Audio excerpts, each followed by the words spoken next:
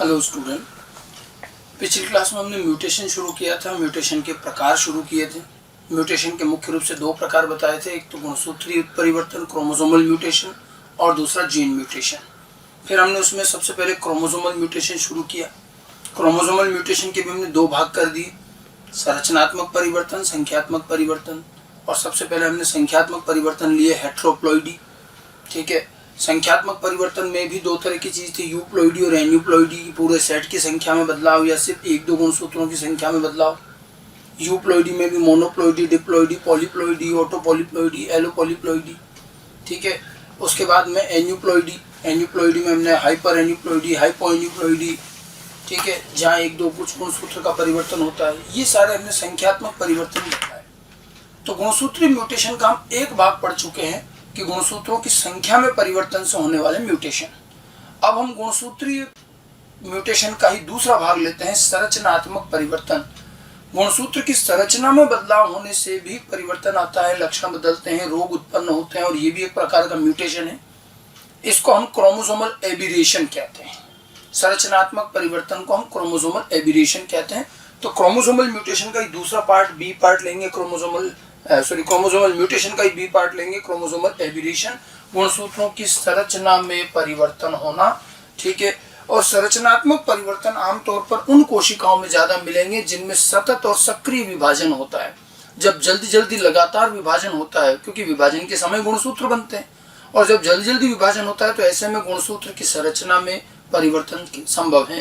गुणसूत्र टूट भी जाते हैं, कुछ जुड़ भी जाते हैं, इस तरह की चीजें होंगी। ठीक है, तो ये जो है तीव्र व सतत विभाजन करने वाली कोशिकाओं में अधिक पाया जाता है। जैसे हमें एनसीईआरटी में एक उदाहरण दिया है कि क्रोमोसोमल एबिरेशन, क्रोमोसोमल संरचनात्मक परिवर्तन कैंसर कोशिकाओं में हमें काफी फ्रीक्वेंटली दिखाई देते हैं, क्योंकि कैंसर कोशिकाओं में तीव्र विभाजन होता है। और कैंसर कोशिका के तीव्र विभाजन की वजह से उनमें गुणसूत्रीय परिवर्तन खूब होते हैं। ये ध्यान रखना, ये नहीं कहें कि गुणसूत्रीय परिवर्तनों की वजह से कैंसर हो गया। कैंसर के कारण अलग हैं, उनके ऑन्कोजीन है, वो सारी चीजें हैं, लेकिन जब लगातार विभाजन होने लगता है तो उसमें इस तरह के म्यूटेशन भी खूब पैदा हो सकते हैं। और भी जो भी सतत विभाजन करने वाली कोशिकाएं हैं उनमें गुणसूत्रीय परिवर्तन ज्यादा मिलेंगे। अब आप देखो, गुणसूत्र की संरचना में परिवर्तन आखिर कौन कौन से हो सकते हैं, तो बहुत आसान तरीके से आप याद रख सकते हो। संरचना, गुणसूत्र देखिए बिल्कुल इस तरह का एक छड़ जैसा या एक मोटे धागे जैसी संरचना है। तो हम इसकी संरचना में क्या परिवर्तन कर सकते हैं, तो यहाँ पर देखिए दो उद्देश्य हैं। एक तो संरचना में इस प्रकार का परिवर्तन कि केवल एक ही गुणसूत्र प्रभावित हो, दूसरे किसी में कोई इफेक्ट नहीं आए, और या फिर ऐसा कोई संरचनात्मक परिवर्तन जिससे एक से ज्यादा गुणसूत्र की संरचना प्रभावित हो जाए। अगर हम पहले ध्यान देते हैं कि भाई एक गुणसूत्र ही प्रभावित हो, बाकी किसी गुणसूत्र को डिस्टर्ब ना करें, तो क्या क्या परिवर्तन कर सकते हो। मान लो ये गुणसूत्र है, तो गुणसूत्र बिल्कुल रेखीय क्रम में एक धागे जैसा है, तो हम क्या करेंगे, ज्यादा से ज्यादा एक हिस्सा काट दें। अगर गुणसूत्र का एक हिस्सा टूट के अलग हो जाए तो ये एक म्यूटेशन है, और इसे हम कहेंगे डिलीशन। कुछ जीन की हानि, कुछ जीन का लॉस हो गया। ठीक है, एक तो ये हो जाए। दूसरा क्या करें, अब दूसरे में कई बार आता है कि आप लाके जोड़ दें। लाके जोड़ने वाला नहीं आएगा अभी इसमें, क्योंकि उसमें तो दो गुणसूत्र प्रभावित होंगे। भाई किसी का काटा, किसी पे जोड़ा तो दो गुणसूत्र। अगर हमें एक ही गुणसूत्र को प्रभावित करना है तो या तो क्या करें, इसका एक हिस्सा काट दें बस। दूसरा क्या करें कि इसका हिस्सा काटें और उल्टा वापस इसी पे लगा दें, उल्टे क्रम में वापस जोड़ दें। तो इससे जीन का क्रम बदल जाता है, और जब जीन का क्रम भी बदलता है तो लक्षणों के प्रदर्शन में दिक्कत आती है और रोग पैदा होते हैं। ठीक है, तो इसका मतलब अगर एक गुणसूत्र की संरचना प्रभावित करनी है जब तक तो हमारे पास दो म्यूटेशन है। एक हो गया डिलीशन और एक हो गया इन्वर्जन, कि काट के वापस उल्टा उसी पे लगा दिया। ये दो ऐसे चेंज है जिसमें एक ही गुणसूत्र प्रभावित हो रहा है। अगर एक से ज्यादा गुणसूत्र को भी प्रभावित कर सकते हैं तो फिर हम और क्या कर सकते हैं कि एक का हिस्सा काटें और दूसरे पे लगा दें। ठीक है, तो एक से तो हिस्सा काटा, वहां तो डिलीशन हुआ, दूसरे पे जोड़ दिया। ठीक है, तो जिस पे जोड़ा उस पर कुछ अतिरिक्त जीन चले गए, इसके उस पे चले गए। अच्छा, यहाँ दो स्थितियां रहेगी। जब आप एक गुणसूत्र का हिस्सा दूसरे पर लगा रहे हैं तो वो दूसरा वाला गुणसूत्र कौन सा है, इसके आधार पर हमारे पास दो म्यूटेशन बन जाते हैं। अगर एक का हिस्सा काट के दूसरे पे लगाया और मान लो दूसरे वाला पहले वाले का समजात गुणसूत्र है, तो अब देखिए समजात गुणसूत्र में समान लक्षणों के जीन होते हैं, और एक का हिस्सा काट के दूसरे पे लगाया तो कुछ जीन चले गए, और वो जिस पे गए वो इसका समजाती है। तो जिस लक्षण के जीन गए उस लक्षण के जीन तो उसके पास भी तो है ना, समजात गुणसूत्र है। तो जब भी एक का हिस्सा काट के दूसरे पे लगाते हैं और दूसरा यदि समजात है तो उस गुणसूत्र पर कुछ लक्षणों के जीन डबल हो जाएंगे, क्योंकि उसके ऊपर तो थे ही और इसके और आ गए तो जीन डबल हो जाते हैं। इसको बोलते हैं डुप्लीकेशन। डबल हो गए तो क्या बोलेंगे? डुप्लीकेशन। और अगर मान लो एक का हिस्सा काट के दूसरे पे लगाया और वो समजात नहीं है, असमजात है, तो जीन डबल नहीं होंगे और ये केवल एक सामान्य स्थानांतरण रहेगा। इसको बोलेंगे ट्रांसलोकेशन। समझ गए? तो कुल मिलाकर गुणसूत्र की संरचना में 4 परिवर्तन देखे गए।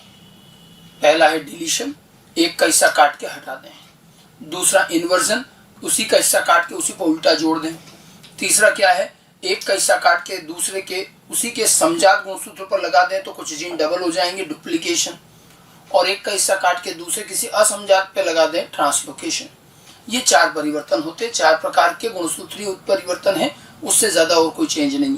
संख्यात्मक परिवर्तन में विविधता बहुत सारी थी, लेकिन संरचनात्मक परिवर्तन 4 ही प्रकार के। हम एक एक करके इनको लें तो सबसे पहले लेते हैं हम डिलीशन, विलोपन भी कहते हैं। इसमें क्या? गुणसूत्र के एक खंड का टूटना, एक खंड का टूट के अलग हो जाना, डिलीशन। और इसमें कुछ जीन का हानि, कुछ जीन का लॉस हो जाता है।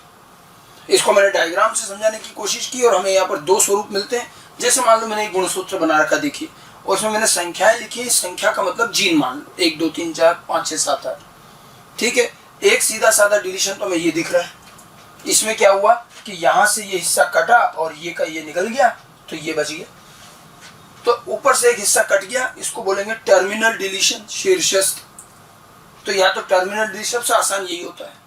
और कभी कभी बीच में से हिस्सा कट के निकल जाए, मान लो ये वाला हिस्सा कट के निकल गया तो ये कट गया तो 1 और 4 रह गया, बीच का 2 और 3 हट गया तो ये इंटरकैलरी डिलीशन हो गया, मध्यस्थ। तो डिलीशन शीर्षस्थ हो सकता है, शीर्ष का कोई हिस्सा कट जाए, सबसे आसान यही होता है। या कभी कभी बीच का कोई हिस्सा निकल जाए तो टर्मिनल डिलीशन हो सकता है, इंटरकैलरी डिलीशन हो सकता है। 2 तरह के हो सकते हैं। तो जीन के किसी हिस्से का टूट के अलग हो जाना, गुणसूत्र के किसी हिस्से का टूट के अलग हो जाना, कुछ जीन का लॉस होना, डिलीशन। इसका मानव में एक बहुत अच्छा उदाहरण है जो मैंने आपको पिछले चैप्टर में रोगों में बताया था, क्राई-डू-चैट रोग, कैट क्राई सिंड्रोम भी कहते हैं। इसके अंदर मानव के 5वें गुणसूत्र की छोटी भुजा का कुछ हिस्सा टूट जाता है, 5th क्रोमोसोम की छोटी भुजा में डिलीशन। इसके कारण ये रोग होता है और इसके अंदर बच्चे का कंठ जो है लेरिंग्स अच्छे से डेवलप नहीं होता और इसकी आवाज बिल्ली के रोने जैसी दिखाई देती है, सुनाई देती है। ठीक है, और ये इस रोग की पहचान, इसे कैट क्राई सिंड्रोम भी कहते हैं। क्राई-डू-चैट रोग मानव में डिलीशन का, गुणसूत्रीय डिलीशन का एक बड़ा अच्छा उदाहरण है। ये पिछले चैप्टर में भी पढ़ाया जाता है। ठीक है, और ये डिलीशन का एक एग्जाम्पल भी ध्यान रखें। जो कॉमन एग्जाम्पल है जो हमारे कहीं आए हैं हम उन्हीं को ध्यान रखेंगे, बाकी ज्यादा एग्जाम्पल में नहीं जाना। तो डिलीशन पहला प्रकार हो गया। आगे बढ़ते हैं, दूसरा लेते हैं इन्वर्जन। इन्वर्जन में जैसे मैंने बताया हिस्सा टूटेगा, उल्टा वापस जोड़ देंगे। ठीक है, इसके अंदर गुणसूत्र का एक खंड टूटकर उल्टे क्रम में पुनः जुड़ जाता है, टूट के वापस जुड़ जा रहा है। तो यहाँ किसी जीन की हानि नहीं होती है, केवल गुणसूत्र पर जीन का क्रम बदल जाता है और इस क्रम बदलने से भी लक्षणों के प्रदर्शन में बदलाव आएगा और कुछ रोग उत्पन्न हो सकते हैं। हालांकि इन्वर्जन इतना हानिकारक म्यूटेशन नहीं माना जाता और इन्वर्जन बहुत कम ही मिलता है, अत्यंत विरल कह सकते हो आप। ठीक है, ये बहुत कम मिलेगा। जैसे इन्वर्जन में भी जैसे मान लो ये गुणसूत्र बनाए बिल्कुल उसी तरह से। अब यहाँ इन्वर्जन के 2 पैटर्न देखे गए। एक तो हिस्सा ये टूटा, देखो ये 1 2 टूट के उल्टे क्रम में जुड़ गया, ये वाला हिस्सा टूटा और ये यहाँ पर उल्टे क्रम में लग गया। ठीक है, एक ये भी है कि यहाँ पर मान लीजिए ये दोनों जीन 4 और 5 ये कट के यूं जुड़ गए, ये इधर जुड़ गए। मतलब हम देख रहे हैं कि इन्वर्जन में गुणसूत्र का सेंट्रोमियर शामिल हो भी सकता है और नहीं भी हो सकता है और इसी आधार पर ये 2 प्रकार के। अगर सेंट्रोमियर शामिल नहीं होता तो उसे कहेंगे पैरासेंट्रिक। पैरासेंट्रिक में सेंट्रोमियर की किसी एक और, जैसे यहीं पर ही कट गया, उल्टा जुड़ गया। पैरासेंट्रिक इन्वर्जन सेंट्रोमियर शामिल नहीं होता और सेंट्रोमियर शामिल हो सकता है, ये यूं कट के यूं जुड़ गया। तो सेंट्रोमियर अगर शामिल होगा तो इसे पेरीसेंट्रिक कहेंगे, इसमें सेंट्रोमियर शामिल होता है। ठीक है, तो जैसे डिलीशन टर्मिनल डिलीशन और इंटरकैलरी डिलीशन है, इन्वर्जन भी 2 तरह का है, पैरासेंट्रिक और पेरीसेंट्रिक। अगर इन्वर्जन में गुणसूत्र का सेंट्रोमियर शामिल नहीं है तो पैरासेंट्रिक, और अगर शामिल है तो पेरीसेंट्रिक इन्वर्जन हो जाएगा। ठीक है, पैरासेंट्रिक पेरीसेंट्रिक, समझ में आ गई बात। ठीक है, तो ये 2 तो बिल्कुल सामान्य से है, एक तो हो गया डिलीशन और दूसरा इन्वर्जन। तीसरे पर आते हैं। तीसरा मैंने आपको बताया था डुप्लीकेशन। 4 बताए कुल। डुप्लीकेशन के अंदर क्या होता है, गुणसूत्र के किसी हिस्से के जीन्स रिपीट हो जाने के कारण, या किसी हिस्से के, ज्यादा बेटर यही है इसको, गुणसूत्र के किसी हिस्से के रिपीट हो जाने के कारण कुछ जीन डबल हो जाते हैं। गुणसूत्र का कोई हिस्सा ऐसा लगता है कि रिपीट हो गया, वही का वही वापस आ गया। अब जो कोई हिस्सा रिपीट हो जाएगा तो जीन भी डबल हो जाएंगे। तो गुणसूत्र के किसी हिस्से के पुनरावृत हो जाने से उसके अंदर कुछ जीन, कुछ लक्षणों के जीन डबल हो जाते हैं और इसी को डुप्लीकेशन कहते हैं। ठीक है, और मैंने आपको बताया था कि कैसे हो जाता है कि एक का हिस्सा टूट के दूसरे पे लग जाए और वो गुणसूत्र समजात हो तो फिर जीन डबल हो जाएंगे। वैसे एक चीज देखिए, समजात गुणसूत्रों में तो हिस्से का आदान प्रदान तो होता ही है। समजात गुणसूत्रों के अंदर हिस्सों के आदान प्रदान को क्या बोलते हैं, जीन विनिमय। तो उनमें तो वैसे भी विनिमय होता है, तो यहाँ कुछ अलग से और स्थानांतरण नहीं है। जब समजात जोड़ों के बीच में विनिमय हो रहा होता है, अगर उस समय विनिमय असमान हो जाए तो डुप्लीकेशन हो जाता है। तो डुप्लीकेशन कुछ नहीं है, असमान जीन विनिमय से पैदा हो जाएगा। जैसे जीन विनिमय में क्या होता है, मान लो 2 समजात गुणसूत्र में विनिमय हो रहा, तो इधर से जीन ए आया, इधर से भी जीन ए चला गया, तो एक इधर से आया, एक इधर से आया, तो बिल्कुल बराबर, कोई दिक्कत नहीं। अब गलती से क्या होता, कभी मान लो उधर से 2 जीन आ गए, ए और बी, और इधर से केवल ए ही गया, तो जीन बी डबल हो जाएगा। समझ गए? तो कभी असमान जीन विनिमय, उधर से एक से ज्यादा जीन आ गए, इधर से कम गए, या उधर से कोई और आया, इधर से कोई और चला गया, तो जीन डबल हो जाते हैं। तो समजात गुणसूत्रों के मध्य असमान जीन विनिमय से डुप्लीकेशन हो जाता है। तो इसका कारण ध्यान रखना है, यह समजात गुणसूत्रों के मध्य असमान जीन विनिमय के कारण होता है। मैंने आपको समझाने के लिए बता दिया था कि एक का हिस्सा टूट के दूसरे पे लगा देंगे, वास्तव में ये चीज जीन विनिमय के दौरान ही हो जाती है। तो बहुत विरल रूप से ये होगा, क्योंकि जीन विनिमय बहुत परफेक्ट वे में होता है, जो जीन उधर से आया उसी का जीन इधर से भी जाएगा, तो कोई डुप्लीकेशन नहीं है। अगर कभी जीन विनिमय असमान हो जाए तो फिर डुप्लीकेशन होगा समजात गुणसूत्र। जैसे मान लीजिए ये समजात गुणसूत्र का एक जोड़ा बना दिया, अच्छा इसमें क्या होगा, जिस एक में डुप्लीकेशन होगा तो दूसरे में डिलीशन होगा। डिलीशन ऑलरेडी हम पहले पढ़ चुके हैं, तो मैं वो डिलीशन वाली चीज नहीं बता रहा हूँ। इन दोनों में कुछ इस तरह के जीन विनिमय के अलग अलग तरह के डुप्लीकेशन देखे जा सकते हैं। एक डुप्लीकेशन तो बहुत आसान सा ये हो गया कि ये देखो, मान लो 1 2 1 2 ये रिपीट हो, जरूरी नहीं 2 जीन, एक जीन का भी डुप्लीकेशन होता है, 2 का भी हो सकता है, 4 का भी हो सकता है। मैंने यहाँ 2 का बताया कि ये 1 2 1 2 रिपीट हो गए, ठीक है। या फिर ये देखिए, ये 2 1 1 2, मतलब रिपीट तो हुए, इमीडिएटली वहीं का वहीं रिपीट हो रहा है, लेकिन ये उसी दिशा में हो रहा है, ये उल्टी दिशा में हो रहा है। तो अगर रिपीट हो रहा है और उसी क्रम में हो रहा है 1 2 1 2, तो उसे कहेंगे टेंडम डुप्लीकेशन। टेंडम का मतलब होता है सतत, लगातार, तो ये लगातार टेंडम डुप्लीकेशन। लेकिन ये लगातार तो है लेकिन उल्टे क्रम में है, तो इसे रिवर्स टेंडम कह देंगे, रिवर्स टेंडम डुप्लीकेशन। टेंडम मतलब सतत, ठीक है। तो अगर उसी दिशा उसी क्रम में हो रहे तो टेंडम डुप्लीकेशन, उल्टे क्रम में हो रहे रिवर्स टेंडम डुप्लीकेशन। 2 तो कॉमन है ही है, और कभी कभी रिपीट तो हो रहा है लेकिन इमीडिएटली वही नहीं हो रहा, थोड़ा दूर जाके हो रहा है। जैसे मान लो ये 1 2 है और फिर अब ये यहाँ आके उसी भुजा में आगे जाके आया, या फिर मान लो ये यहाँ है और ये वापस यहाँ आया। तो जरूरी नहीं है कि वही सतत का सतत ही रिपीट हो, थोड़ा दूर जाके हो सकता है, उसी भुजा में दूर या अगली भुजा में आ सकता है। अगर दूर जाके रिपीट हो रहा है, दूर जाके पुनरावृत्त हो रहा है, तो उसे डिस्प्लेस्ड डुप्लीकेशन कहेंगे, ठीक है।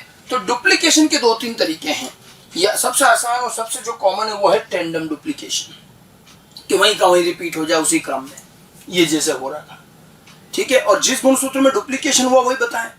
और सामान्य सी बात है, अगर समजात जोड़े के मध्य असमान जीन विनिमय हो रहा है, एक में डुप्लीकेशन हो रहा है, तो दूसरे में क्या हो जाएगा, डिलीशन।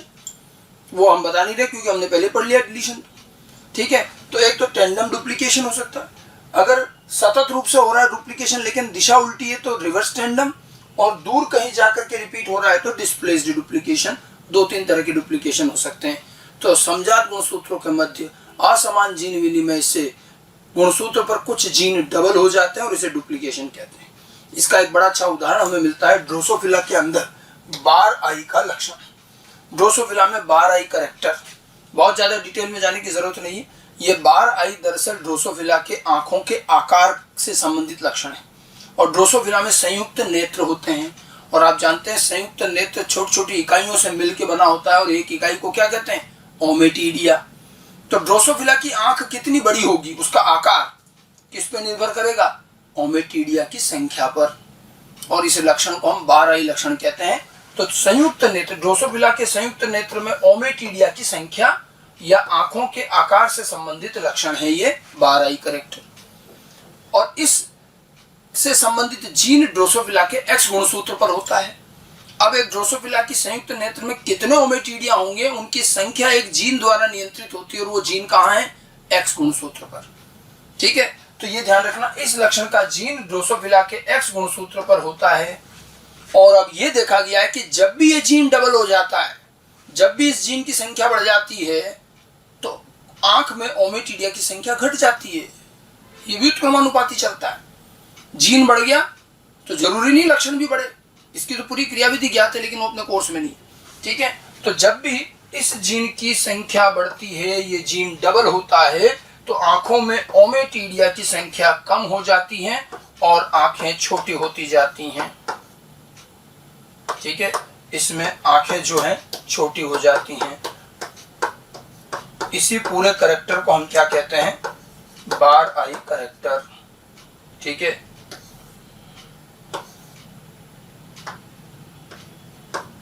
छोटी हो जाती है। तो जैसे जैसे ये जीन बढ़ेगा, एक्स गुणसूत्र पर इसका जीन है, एक्स गुणसूत्र पर एक जीन है जो आंखों में ओमेटिडिया की संख्या तय करता है।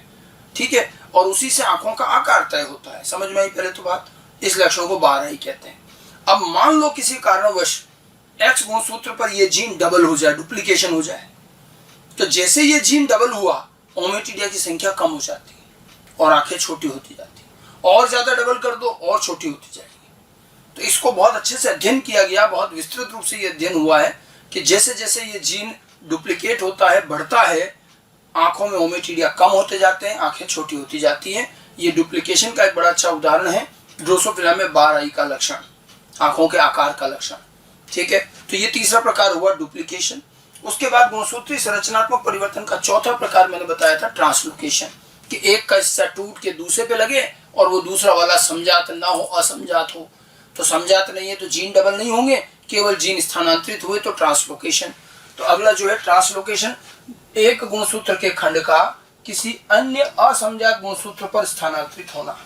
एक गुणसूत्र का कोई हिस्सा दूसरे गुणसूत्र पर, असमजात गुणसूत्र पर स्थानांतरित हो जाए तो उसे ट्रांसलोकेशन कहेंगे। वैसे असमजात गुणसूत्रों के मध्य इस तरह से खंड का विनिमय नहीं होता।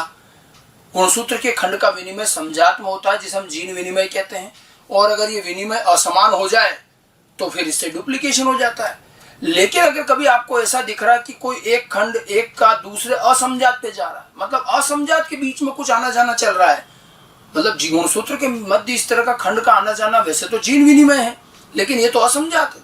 मतलब ऐसा लगता है कि जैसे असमजात गुणसूत्र भी कुछ जीन विनिमय जैसा काम कर रहे हो, कि एक का हिस्सा दूसरे पे चला गया, दूसरे का हिस्सा पहले पे आ गया। तो अगर असमजात गुणसूत्रों के मध्य गलती से जीन विनिमय जैसा कोई कार्य हो जाए तो उसी म्यूटेशन को तो ट्रांसलोकेशन कहेंगे। और ये जो है, अगर कभी ऐसा कोई जीन विनिमय जैसा कार्य होता है, क्योंकि ये असमजात के बीच में हो रहा है, तो ये सही नहीं है, इसे इल्लीगल क्रॉसिंग ओवर कहते हैं। ठीक है, तो ये ध्यान रखना। कारण पूछा जाए ट्रांसलोकेशन, असमजात गुणसूत्रों के मध्य असामान्य जीन विनिमय। पहला क्या था, असमान जीन विनिमय। असमान का मतलब बराबर नहीं हुआ, और असामान्य जीन विनिमय मतलब ये एबनॉर्मल है। असामान्य मतलब एबनॉर्मल। तो सामान्यतः जीन विनिमय समजात गुणसूत्रों के मध्य होता है। अगर ये असमजात के बीच में हो रहा है तो असामान्य जीन विनिमय इल्लीगल क्रॉसिंग ओवर भी कहते हैं। ठीक है, तो डुप्लीकेशन का कारण क्या दोगे, अनइक्वल क्रॉसिंग ओवर, असमान जीन विनिमय। और ट्रांसलोकेशन एबनॉर्मल क्रॉसिंग ओवर या इल्लीगल क्रॉसिंग ओवर, असमजात गुणसूत्रों का मध्य जीन विनिमय जैसा कुछ कार्य। ठीक है, एक का हिस्सा दूसरे पे लग जाना, वो भी असमजात में ट्रांसलोकेशन। इसमें हमें 2-3 प्रकार मिले हैं। ट्रांसलोकेशन के में 3 प्रकार मिले। एक है सिंपल ट्रांसलोकेशन, सरलतम यही है। जैसे ये 2 असमजात गुणसूत्र, एक पर 1 2 3 4 5 6 ये जीन है और एक पर ABCD लिख दी, ये अलग अलग गुणसूत्र हैं। अब एक का हिस्सा टूटा और ये दूसरे पे लग गया, तो देखिए इसका हिस्सा टूट गया, यहाँ आ गया, तो ये हिस्सा इसका इस पे आ गया, तो ये तो छोटा हो गया, तो एक में तो डिलीशन हो गया और इसमें जीन बढ़ गए, लेकिन ये जीन कोई डबल नहीं हो रहे। ये कहलाता सिंपल ट्रांसलोकेशन, एक का हिस्सा टूट के दूसरे पे लग जाए, सिंपल ट्रांसलोकेशन। और इसका एक बड़ा अच्छा उदाहरण है फैमिलियल डाउन सिंड्रोम रोग, फैमिलियल डाउन सिंड्रोम। अब इसके पहले डाउन सिंड्रोम पता होना चाहिए। पिछले चैप्टर प्रिंसिपल ऑफ इनहेरिटेंस में हम डाउन सिंड्रोम भी पढ़ते हैं कि मानव में जब 21वें नंबर का गुणसूत्र एक अतिरिक्त आ जाए, 21st ट्राइसोमी हो जाती है, गुणसूत्र 46 की जगह 47 हो जाते हैं और वो अतिरिक्त गुणसूत्र 21वें नंबर का होता है, तो ये रोग होता है डाउन सिंड्रोम। समझ में आई बात। फिर देखा गया, देखिए डाउन सिंड्रोम बहुत बार मिल जाता है लोगों में, लेकिन एक विशेष स्थिति ये देखी गई कुछ परिवार में, यूरोप में देखा गया था ये, कि कुछ परिवारों के बच्चों में डाउन सिंड्रोम रोग है और उनका बिल्कुल लक्षण सब डाउन सिंड्रोम के हैं, लेकिन जब उनके कोशिकाओं में गुणसूत्र देखे तो अतिरिक्त गुणसूत्र एक भी नहीं था। कोई 21वें नंबर का गुणसूत्र अतिरिक्त नहीं, 46 के 46 क्रोमोसोम 47 नहीं है, उसके बाद भी रोग डाउन सिंड्रोम हो रहा है। तो ये बड़ा आश्चर्य की बात थी। हमने तो पढ़ा था कि 21वें गुणसूत्र के अतिरिक्त आने पर डाउन सिंड्रोम होता, लेकिन यहाँ तो एक्स्ट्रा ही नहीं। और ये जो है ये उस परिवार में लगातार पीढ़ी दर पीढ़ी चल भी रहा है। परिवार में एक पीढ़ी परिवार में लगातार चलने की वजह से इसे फैमिलियल डाउन सिंड्रोम कहा गया। फिर जब इसका और अध्ययन किया गया कि भाई आखिर इसमें अतिरिक्त गुणसूत्र गया कहाँ, तो देखा गया कि इनके जो 46 गुणसूत्र है उनमें से एक गुणसूत्र 14वें नंबर का एक गुणसूत्र कुछ ज्यादा ही लंबा दिख रहा था। फिर ध्यान से देखा तो पता चला कि उसके ऊपर 21वें गुणसूत्र का बहुत बड़ा हिस्सा लगा हुआ था। तो अब समझ में आया कि जो 21वां गुणसूत्र पहले कभी अतिरिक्त हुआ करता था, अब क्या हुआ, वो अतिरिक्त ना होकर के वो जाके किस पे चिपक गया, 14वें नंबर के गुणसूत्र पर। तो गुणसूत्र की संख्या तो 46 ही हो गई, अतिरिक्त तो कुछ दिख नहीं रहा है, लेकिन 14वें नंबर का गुणसूत्र बहुत बड़ा हो गया। तो देखा जाए तो गुणसूत्र 21वां अभी भी एक्स्ट्रा है, लेकिन वो अलग से न दिख करके किस पे लगा हुआ दिख रहा है, 14th पर। तो 21वें गुणसूत्र का ज्यादातर हिस्सा क्रोमोसोम 14 पर जाकर लग जाना, ये ट्रांसलोकेशन ही तो हुआ। इसकी वजह से अब ट्राइसोमी नहीं दिख रही, गुणसूत्र 46 दिख रहे हैं और लगातार 50% संभावनाओं के साथ ये आगे की पीढ़ियों में इस परिवार में आता रहेगा फैमिलियल डाउन सिंड्रोम। तो लक्षण पूरे वही डाउन सिंड्रोम वाले रहेंगे, बस इसके अंदर ये है कि क्रोमोसोम 21 का एक बड़ा हिस्सा क्रोमोसोम 14 पर स्थानांतरित हो जाता है, यहाँ ट्राइसोमी नहीं होती। क्रोमोसोम 21 का हिस्सा क्रोमोसोम 14 पे लग गया। अब क्रोमोसोम 14 भी तो दो होंगे ना, तो किसी एक पे लगेगा। तो एक क्रोमोसोम 14 तो बहुत बड़ा है और एक क्रोमोसोम 14 छोटा है, इसलिए 50% बच्चों में वापस इस तरह के रोग के जाने की संभावना रहेगी। तो ये एक गुणसूत्र का दूसरे गुणसूत्र पर स्थानांतरण असमजात के बीच में, ये एक तरह का ट्रांसलोकेशन, फैमिलियल डाउन सिंड्रोम, ध्यान रखें। तो यहाँ तो क्या हुआ, एक का हिस्सा टूट के दूसरे पे लग गया। कभी कभी क्या होता है, एक का हिस्सा टूट के दूसरे पे लगता है लेकिन बीच में कहीं जाके लगता है, बहुत रेयरली होता है, उसको कहते हैं शिफ्ट या इंटरस्टिशियल ट्रांसलोकेशन। ये मध्य में, जैसे यहाँ से हिस्सा टूटा और ये जो है यहाँ बीच में आके लग गया, जैसे देखो इसका हिस्सा टूटा और ये बीच में लग गया। तो एक का हिस्सा दूसरे पर शिफ्ट हुआ है, शिफ्ट ट्रांसलोकेशन, लेकिन बीच में कहीं लगा, इंटरस्टिशियल मतलब मध्य में जाके लगना, बहुत रेयरली मिलेगा ये, ठीक है। और एक तीसरा प्रकार है कि अगर दो असमजात गुणसूत्रों में आपस में विनिमय हो जाए, बिल्कुल ऐसा लगे जैसे जीन विनिमय हुआ, इसका हिस्सा टूट के इस पे और इसका हिस्सा टूट के इस पे लग जाए, तो बिल्कुल आपको जीन विनिमय जैसा काम लगेगा। और जीन विनिमय जैसा ये कार्य अगर असमजात के बीच में हो रहा है तो ये रेसिप्रोकल ट्रांसलोकेशन कहलाए। अभी तक तो क्या हो रहा था, सिंपल और शिफ्ट ट्रांसलोकेशन में एक का हिस्सा टूट के दूसरे पे लगा, ठीक है, लेकिन म्यूचुअली नहीं हो रहा था। अब एक होता है रेसिप्रोकल ट्रांसलोकेशन, जैसे भी ये दो असमजात गुणसूत्र, इसका हिस्सा भी टूटा और इसका हिस्सा टूटा, ये इधर आ गया और ये इधर आ गया, तो देखिए ये जीन तो इधर आ गया और ये जीन इधर आ गया, ये आपस में विनिमय हो गया। तो ये तो बिल्कुल विनिमय जैसा ही लगता है कि एक का हिस्सा टूट के दूसरे पर और दूसरे का हिस्सा टूट के पहले पर लग जाए। असमजात गुणसूत्रों के मध्य जीन विनिमय जैसे कार्य को क्या कहेंगे, रेसिप्रोकल ट्रांसलोकेशन। और इसका एक बड़ा अच्छा उदाहरण मिलता है मानव में, एक कैंसर, ब्लड कैंसर है, क्रोनिक माइलोइड ल्यूकेमिया, CML कहते हैं, ये एक प्रकार का ब्लड कैंसर होता है। मानव का ये ब्लड कैंसर क्रोमोसोम नंबर 22 और क्रोमोसोम नंबर 9 के खंडों के आदान प्रदान की वजह से होता है। क्रोमोसोम 22 का कुछ हिस्सा 9 पे चला जाता है, 9 का हिस्सा 22 पे आ जाता है। इस तरह के खंड के आदान प्रदान से क्रोमोसोम 22 पर उपस्थित कुछ ओंकोजीन सक्रिय हो जाते हैं। ओंकोजीन वे जीन है जिससे कैंसर होता है, ओंको का मतलब है कैंसर, ठीक है। तो अब क्या होता है, जब 22 और 9 में कुछ खंड इधर उधर जाते हैं तो क्रोमोसोम 22 के ओंकोजीन सक्रिय हो जाते हैं और एक ब्लड कैंसर बनता है जिसको हम कहते हैं CML। और क्रोमोसोम 22 को एक कॉमन नाम दिया गया, इसे हम फिलाडेल्फिया क्रोमोसोम भी कहते हैं। क्रोमोसोम 22 को, मानव के क्रोमोसोम 22 को फिलाडेल्फिया क्रोमोसोम भी बोला जाता है। अमेरिका के फिलाडेल्फिया में ये रोग खोजा गया था और वहीं इसका अध्ययन भी हुआ।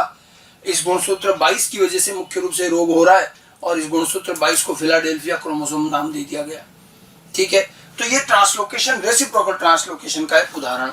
तो गुणसूत्रीय संरचनात्मक परिवर्तन कुल मिलाकर जो मैंने आपको बताया कि संरचनात्मक परिवर्तन क्या क्या हो गए, deletion, inversion, duplication, translocation. Deletion का मानव का एक एग्जांपल क्राइडोचेट बताया। इन्वर्जन में कोई ऐसा विशेष हमारे पास कॉमन एग्जांपल नहीं है। उसके बाद में तीसरा डुप्लीकेशन, जिसमें ड्रोसोफिला का 12 कैरेक्टर, और ट्रांसलोकेशन में फैमिलियल डाउन सिंड्रोम और मानव का CML, क्रोनिक माइलोइड ल्यूकेमिया रोग। तो संरचनात्मक परिवर्तन 4 हैं, अच्छी तरह से ध्यान रखिए। एक का हिस्सा टूट जाए, डिलीशन, टूट के उल्टा उसी पे जोड़ दें, इन्वर्जन, एक का हिस्सा टूट के उसके समजात गुणसूत्र पे लगा दें तो डुप्लीकेशन, और एक गुणसूत्र का हिस्सा टूट के किसी दूसरे असमजात गुणसूत्र पे लगा दे तो ट्रांसलोकेशन। आराम से याद रखी जा सकती। तो कुल मिलाकर ये हमारे गुणसूत्रीय म्यूटेशन पूरे हुए। गुणसूत्रों की संख्या में परिवर्तन जो पहले बताया था, और अभी हमने पढ़ा गुणसूत्रों की संरचना में परिवर्तन। तो गुणसूत्रों में हमें परिवर्तन भांति भांति के मिलते हैं और तरह तरह के म्यूटेशन है। तो ये तो म्यूटेशन का हमारा पहला भाग हुआ, गुणसूत्रीय म्यूटेशन।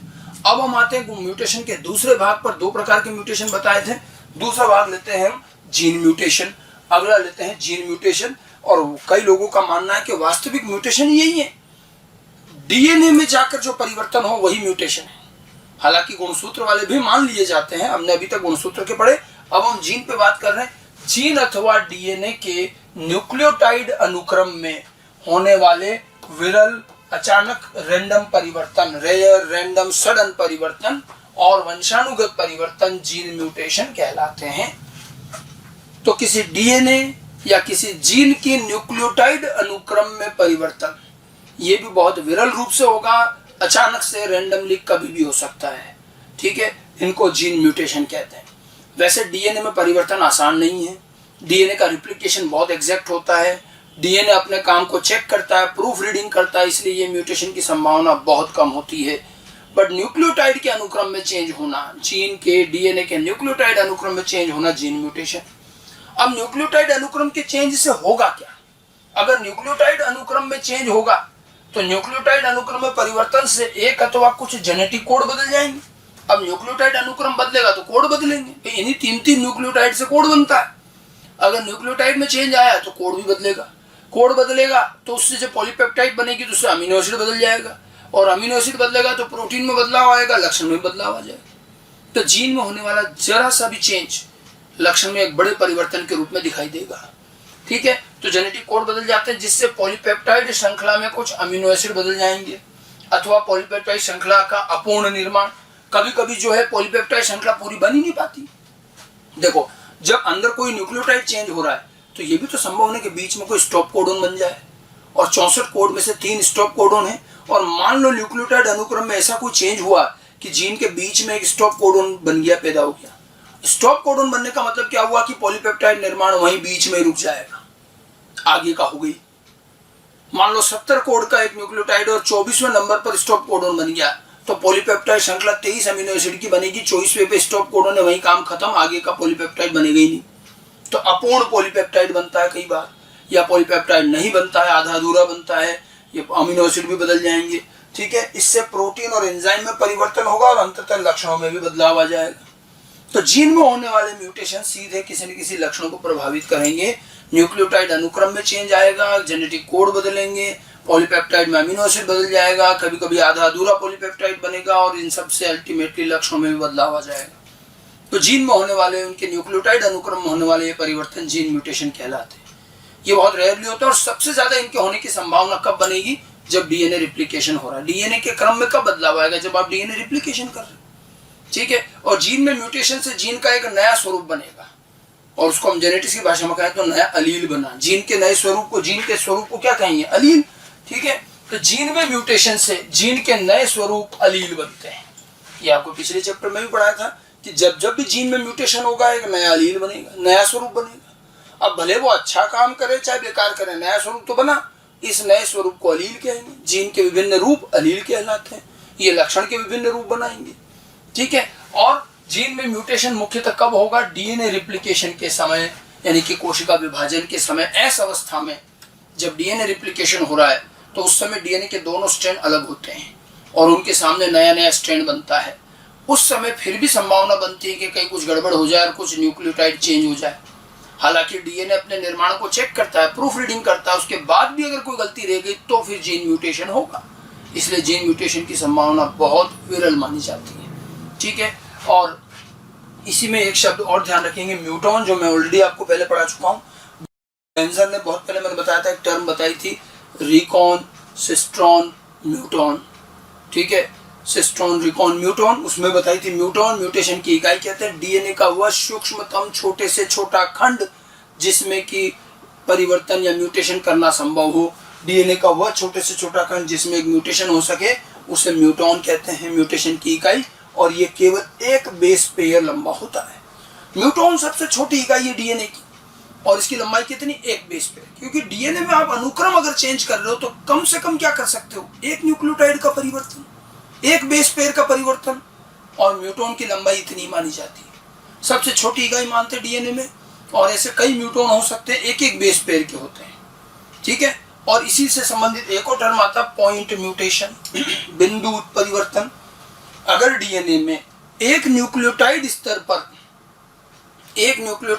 पर कोई भी म्यूटेशन हो रहा है तो वो सब पॉइंट म्यूटेशन कहलाते हैं।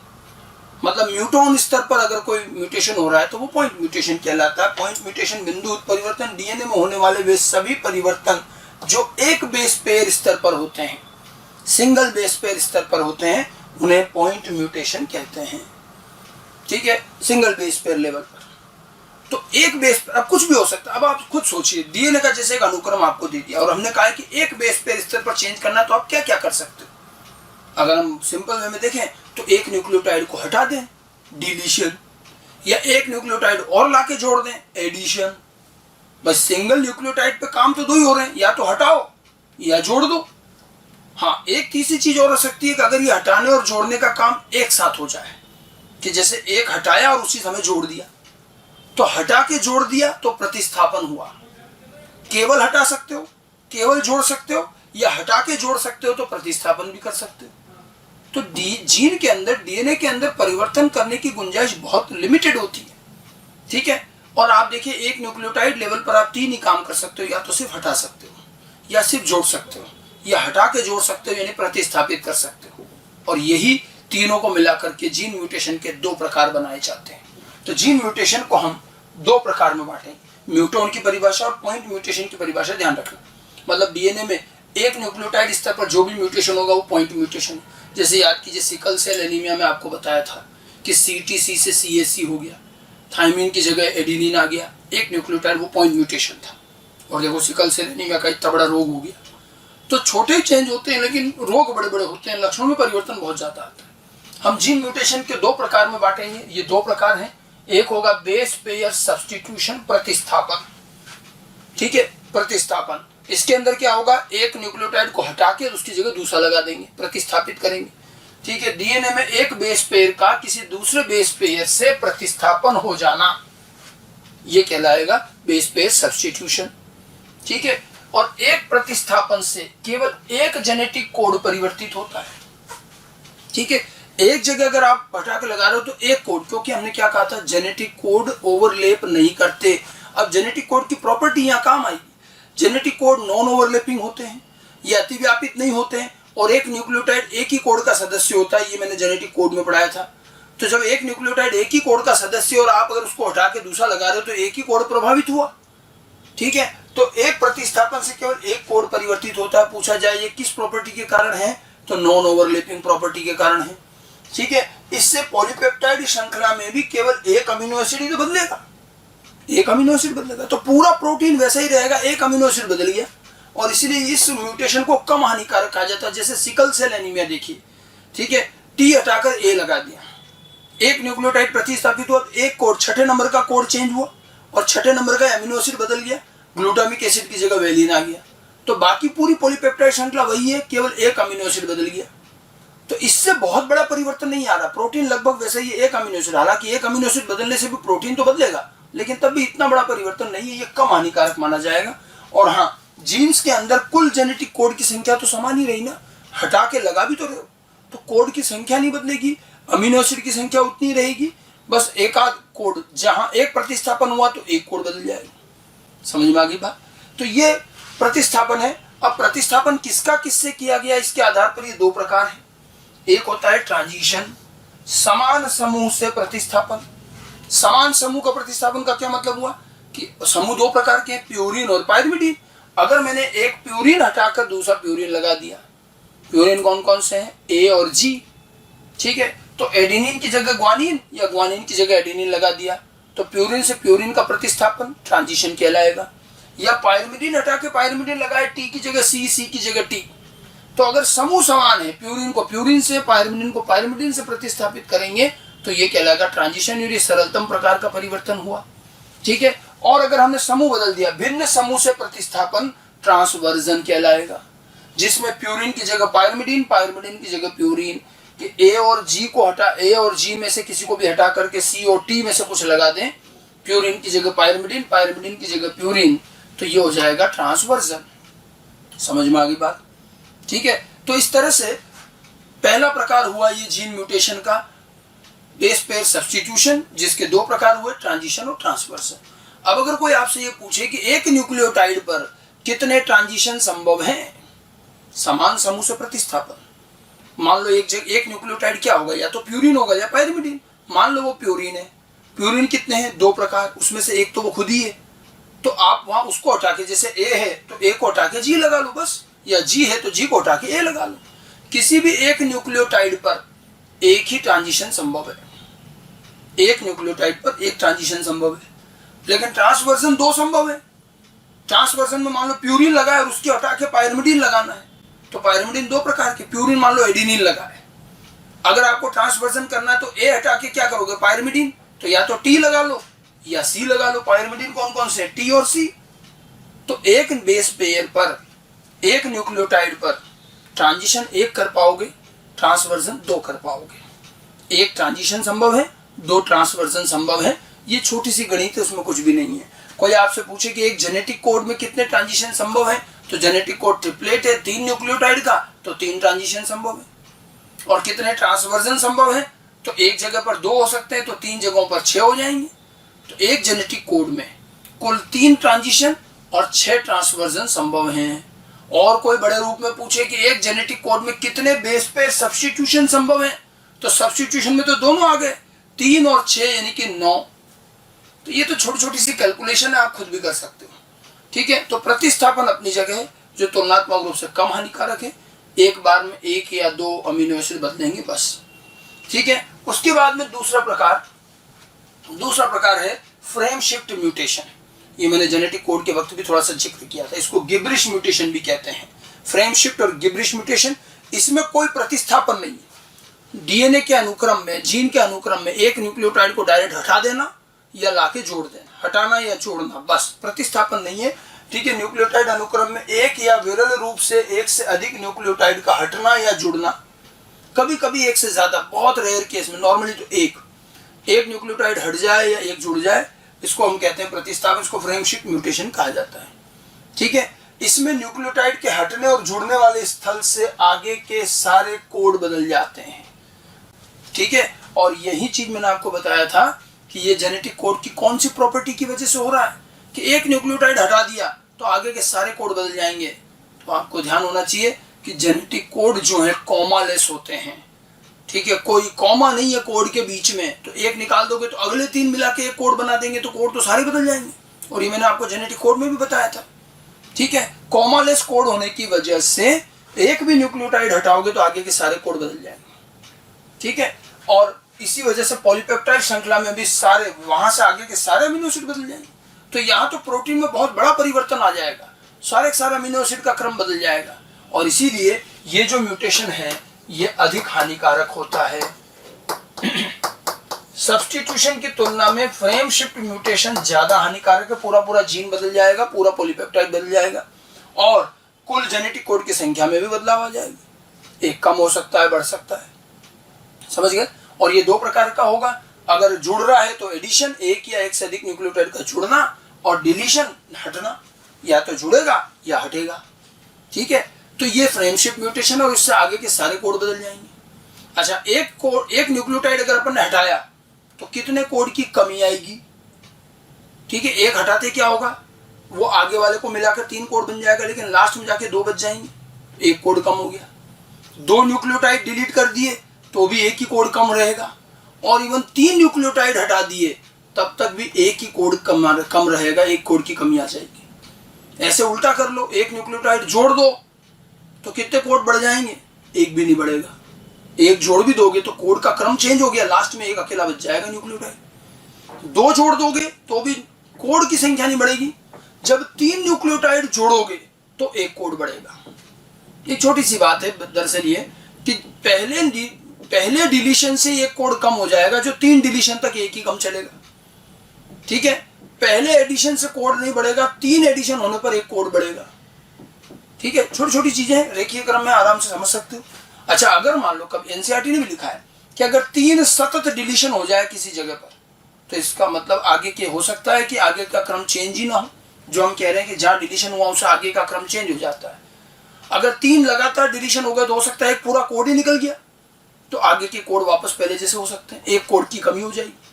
3 लगातार एडिशन हुए तो संभव है कि एक कोड नया आ गया और आगे के भी कोड पहले जैसे रह गए। तो ऐसे में कभी कभी फ्रेम शिफ्ट नहीं भी दिखता, लेकिन उनको म्यूटेशन फ्रेम शिफ्ट ही कहलाएगा। हालांकि एक न्यूक्लियोटाइड का जुड़ना या हटना ही बहुत विरल है। 2-2 और 3-3 के हटने और जुड़ने की बात केवल हम हाइपोथेटिकल वे में काल्पनिक रूप से कर रहे हैं। ठीक है, और ये 2 प्रकार का होगा, एडिशन और डिलीशन। तो जीन म्यूटेशन में कुल मिलाकर 4 प्रकार हो गए, transition, transversion, addition, deletion. Transition transversion प्रतिस्थापन है, addition deletion frame shift mutation है। इससे ज्यादा जीन के अंदर हमें और कोई म्यूटेशन नहीं मिलते। ये 4 चीजें आपको ध्यान रखनी है। इसको हम एक डायग्रामिक एग्जाम्पल से भी समझ सकते हैं। देखिए, मैंने एक क्रम लिख रखा है, ठीक है। अब इस क्रम में अपन चारों म्यूटेशन को करके देखें क्या रहता है। जैसा मान लीजिए हमने ये यहाँ से ये जी हटा दिया और जी हटा करके मैंने यहाँ पर ए लगा दिया। ठीक है, जी निकाल के ए लगा दिया, तो देखो इससे क्या हुआ, म्यूटेशन कौन सा होगा। अगर मैं इस क्रम को वापस से लिखूंगा तो ए टी ए, अब इस जी की जगह भी क्या आ गया, ये वाला ए लग गया, यहाँ ये ए लग गया। ठीक है, बाकी वही क्रम है, सी ए, फिर जी सी ए टी ए जी, ये हुआ। अब जरा कोड बनाइए, तो पहला कोड ए टी ए, दूसरा जी सी ए था, अब यहाँ ये हो जाएगा ए सी ए, फिर तीसरा कोड जी सी ए था तो ये जी सी ए, ये टी ए जी। अब आप देखिए इसमें केवल और केवल एक प्रतिस्थापन से ये एक कोड ही तो बदला, दूसरा कोई कोड नहीं बदला। ठीक है, और जी को हटा के ए, जी और ए दोनों प्यूरिन है, तो ये वाला म्यूटेशन कौन सा कहलाया, ट्रांजिशन। तो इसे हम ट्रांजिशन कह सकते हैं। और जिस जगह प्रतिस्थापन हुआ एक कोड बदला, ना आगे का बदला ना पीछे का बदला। ठीक है, और एक एग्जांपल लेके देखते हैं। चलिए एक और एग्जांपल ले लेते हैं। हम यहाँ पर ये सी है, इसको निकालें और इसकी जगह टी लगा दें। यह काम करते हैं, टी नहीं, सी की जगह ए लगा देते हैं। पहले मैंने जी हटा के ए लगाया था, मैं सी हटा के ए लगा दूं। अब इससे देखो क्या परिवर्तन आया, इसका भी लिख के देखें जरा क्या चेंज आएगा इसमें। तो देखो यहाँ से क्रम देखेंगे, ए टी ए, फिर जी सी ए, फिर जी और सी हटा के ए लगा दिया, ए ए। ठीक है, फिर टी ए जी। ठीक है, ये चेंज हो गया। अब इसके जरा कोड बना के देखो, तो A T A, ji C A, ji A A, T A जी। इसको जरा इससे तुलना करो तो वो का वही कोड चल रहे हैं। देखो तीसरा कोड जी सी ए था, अब जी ए आ गया, ये बदल गया। अब यहाँ पर सी हटा के ए लगाया, सी क्या था, पायरिमिडीन, उसको हटा के ए लगा दिया, प्यूरिन। तो ये कहलाएगा ट्रांसवर्जन। तो ये ट्रांजिशन, ये ट्रांसवर्जन, दोनों में आप देख लीजिए जिस जगह पर प्रतिस्थापन हुआ है केवल वही कोड अफेक्ट हुआ, आगे कुछ भी अफेक्ट नहीं हुआ। ठीक है, और जरा देखें, हम एडिशन डिलीशन भी करके देख लेते हैं। चलिए एक और लेते हैं। हम यहाँ से इस ए को, यहाँ से इस ए को हटा देते हैं, यहाँ से इसको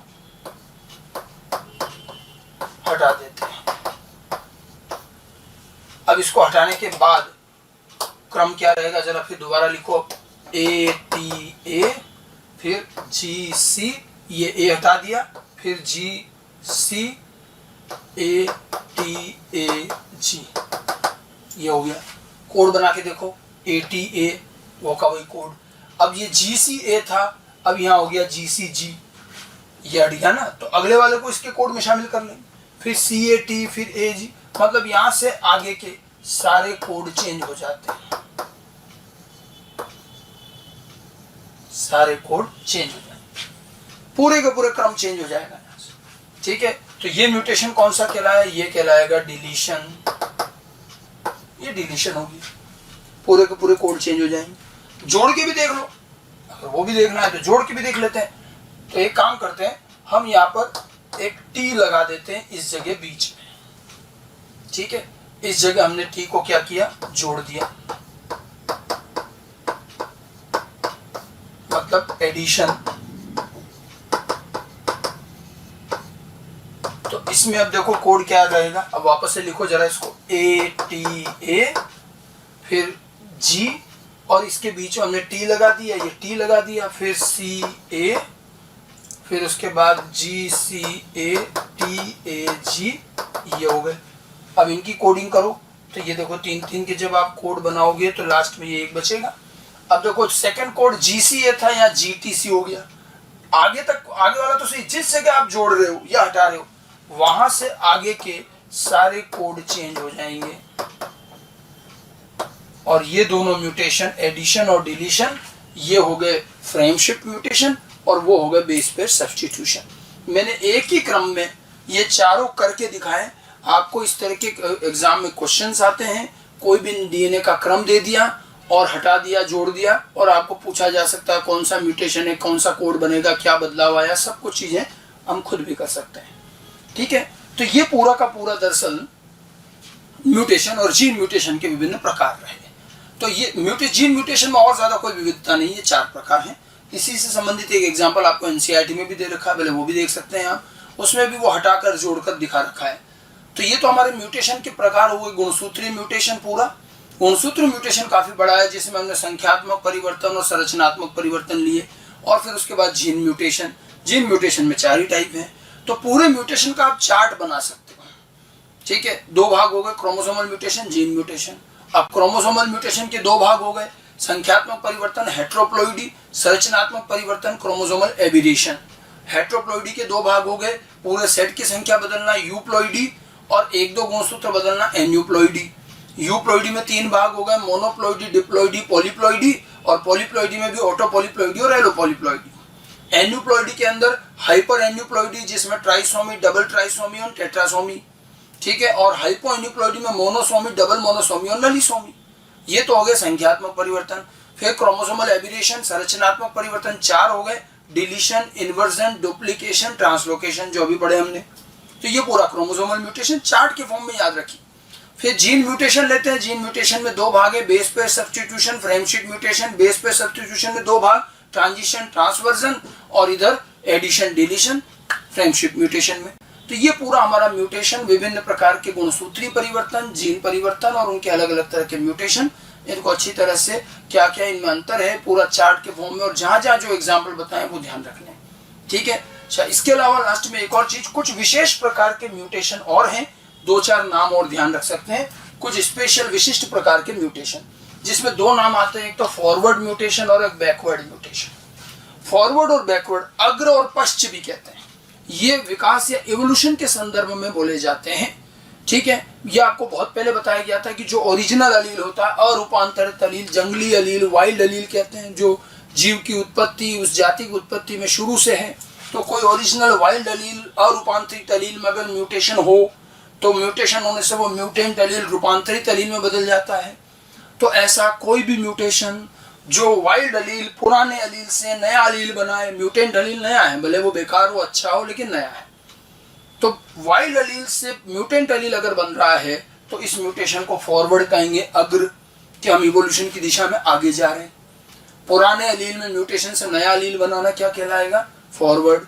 और कभी कभी विरल रूप से ऐसा होता है कि इस नए वाले में पुनः म्यूटेशन होकर के वापस पुराने जैसा हो जाए, तो ये कहलाता है बैकवर्ड। और जो बैकवर्ड म्यूटेशन है ये तो बहुत ही कम मिलता है आपको, अत्यंत विरल। फॉरवर्ड फिर भी मिल जाएंगे, बैकवर्ड में क्या है, म्यूटेंट एलील में म्यूटेशन होकर फिर से वापस पुराने जैसा हो जाए तो उसे बैकवर्ड कहेंगे, ये बहुत कम मिलता है। तो म्यूटेशन की दिशा, इवोल्यूशन की दिशा के आधार पर म्यूटेशन फॉरवर्ड और बैकवर्ड दोनों तरह के हो सकते हैं। पुराने से नया बने तो फॉरवर्ड माना जाए, नए में म्यूटेशन से वापस अगर पुराने जैसा हो जाए तो उसे बैकवर्ड मानेंगे। ठीक है। अच्छा, जीन में म्यूटेशन से लक्षणों तक क्या प्रभाव आया उसके आधार पर भी 3 टाइप है, और ये भी मैं आपको पहले पढ़ा चुका हूं पिछले चैप्टर में। Same sense mutation, miss sense mutation, non sense mutation.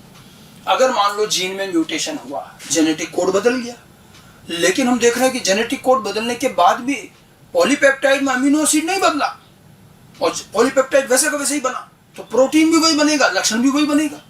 मतलब म्यूटेशन हुआ भी सही, लेकिन ना तो प्रोटीन चेंज हुआ ना लक्षण चेंज हुआ। ऐसे म्यूटेशन को सेम सेंस म्यूटेशन कहते हैं। मतलब इस म्यूटेशन का सेंस भी वही सेम है जो पहले था। ऐसा इसलिए हो रहा है कि जेनेटिक कोड में डिजेनरेसी होती है, एक एक अमीनो एसिड के लिए एक से ज्यादा कोड है। मान लो अपन ने तो कोड चेंज किया, लेकिन जो कोड नया बना वो भी वही अमीनो एसिड कोडित कर रहा है जो पहले वाला कर रहा था, तो म्यूटेशन होने के बाद भी अमीनो एसिड चेंज नहीं होगा। तो डीजेनरेसी की वजह से सेम सेम म्यूटेशन होता है कि जब म्यूटेशन से जेनेटिक कोड तो बदले किंतु पॉलीपेप्टाइड श्रृंखला में अमीनो एसिड न बदले और प्रोटीन और लक्षण में भी कोई बदलाव ना हो, तो ऐसा म्यूटेशन सेम सेंस म्यूटेशन कहलाता है। और ये आपको पिछले चैप्टर में भी बताए गए हैं कि जब जीन में सेम सेंस म्यूटेशन होता है तो जीन जो है पुराने वाले मतलब पहले वाले जीन की तरह ही रहेगा, नया कुछ नहीं आया। और अगर म्यूटेशन से अमीनो एसिड बदल जाए, पॉलीपेप्टाइड बदल जाए, प्रोटीन बदल जाए, लक्षण बदल जाए, तो उसे मिससेंस कहेंगे।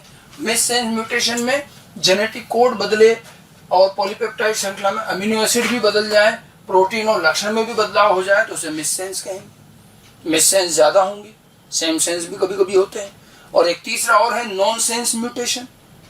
नॉन सेंस म्यूटेशन में क्या है कि जब भी म्यूटेशन से यदि कोई जीन में बीच में स्टॉप कोडोन बन गया, 3 प्रकार के स्टॉप कोडोन है, कोई भी स्टॉप कोडोन को नॉन सेंस कोडोन भी कहते हैं।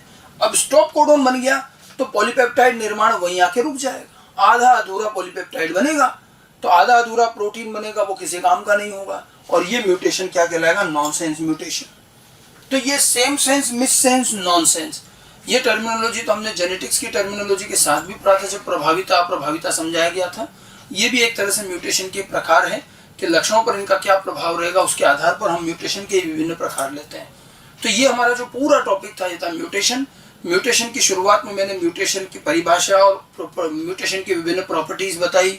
हमने कृत्रिम म्यूटेशन, प्रेरित म्यूटेशन पर भी काफी बात करी कि उसका भी क्या उपयोग हो सकता है, और उसके बाद फिर म्यूटेशन के टाइप बताए जिसमें क्रोमोसोमल म्यूटेशन, जीन म्यूटेशन, और लास्ट में कुछ विशेष टाइप हैं, forward, backward, same sense, miss sense, non sense.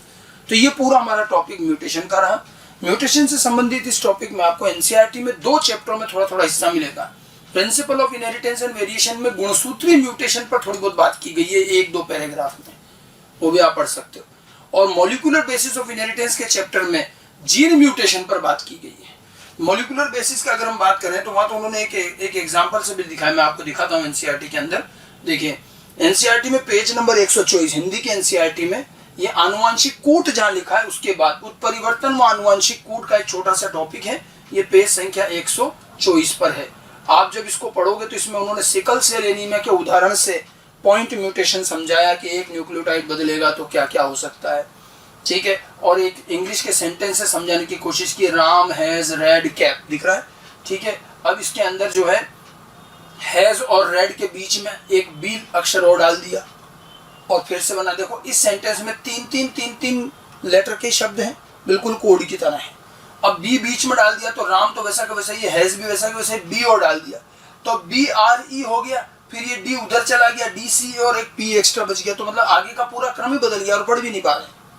फिर उन्होंने कहा कि बी के बाद जैसे ये बी डाला, अब इसके बाद अपन इसमें आई और डाल दें, ठीक है। ये तो अभी तक क्या हुआ, एक एडिशन हुआ, अब आई 2 एडिशन कर दिए, तो ये आई और डाल दिया तो देखिए राम वैसा का वैसा ही, हैज वैसा का, बी और आई आ गया, बी आई और ये आर आ गया, फिर ये ई इधर चला गया, फिर ये लास्ट में 2 बच गए, तो भी आगे का क्रम बदल गया, ठीक है। और अगर अब आई के बाद अपन जी को भी डाल दें, एक और शब्द, तो तीसरा एडिशन कर दिया जी, तो जैसे 3 एडिशन किया तो एक पूरा शब्द, एक पूरा कोड नया आ गया।